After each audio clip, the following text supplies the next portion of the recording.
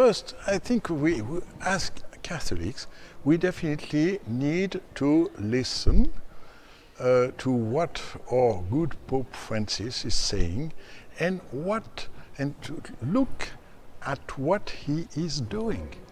And then I think we need also to move ourselves into positions of creating platforms of dialogue with our parishes, platforms of dialogue possibly in other places. But what is really needed is to open our ears and to open our eyes, and possibly also to speak up.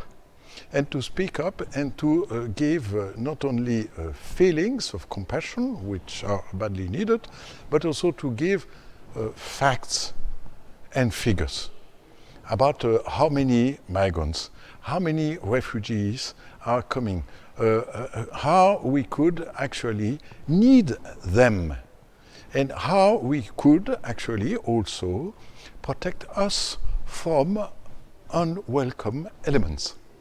It happens, and we need then also to say we are, as Catholics, we are of course full of sympathy, we are full of compassion, we are ready to help, and we understand if you take some security measures, we understand if you check new arrivals, we understand also that we need to organize platforms for safe passage, safe transit, safe welcome, and actually this is not only a question of ideas, this is really a question of needs for the refugees, for the migrants, for the countries of origin, for the countries of transit, and for us as countries of destination.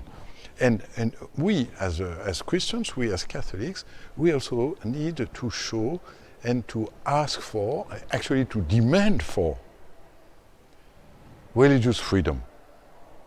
Meaning by that refugees have the right to exercise their faith, but we also ask that in their countries of origin, they could be able to profess their faith and to use their churches and to actually be publicly, I must say, visible as citizens, as and if we don't defend, I must say, the full line from the country of origin to the country of destination, not only assistance, but also protection, not only food and shelter, but also rights.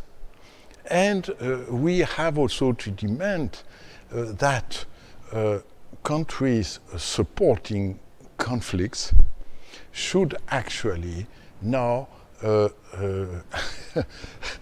give as much resources for the peaceful solution of those conflicts.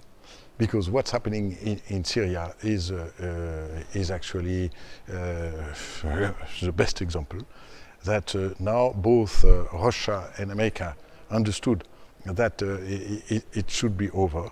Russia and America and possibly other countries are now working very hard to convince everyone in Syria to stop the fighting, to try to find a peaceful solution.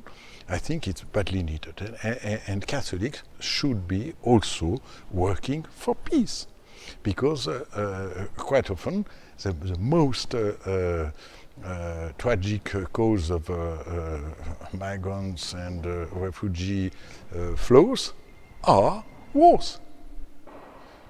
And we have to see that in the past, and possibly still today, we have mass flows of people due to famine. But famine not by natural disasters, but famine by political will of certain governments. We have to see also that we might have mass flows of people because of climatic changes. And all of this, I must say, as Catholics, we have to defend a human ecology.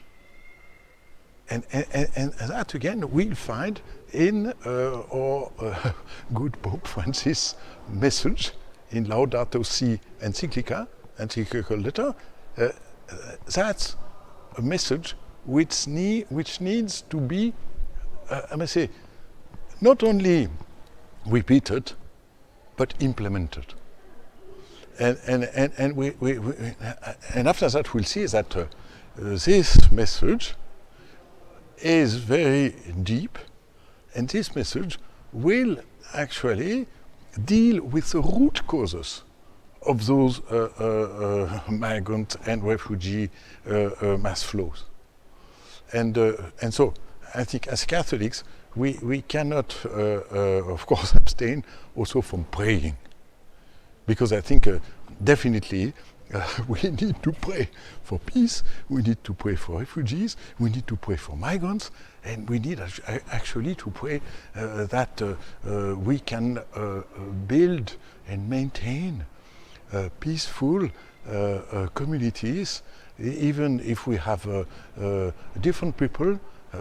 Diversity could be an asset, could be a plus and not a minus, and this we need also to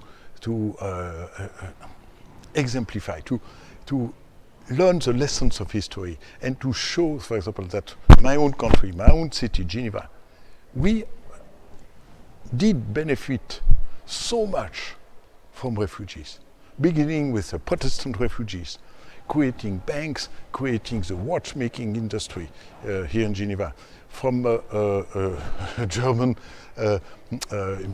migrants creating the Swiss machine industry, from Mr. Hayek recreating, resurrecting the watchmaking industry a few years ago.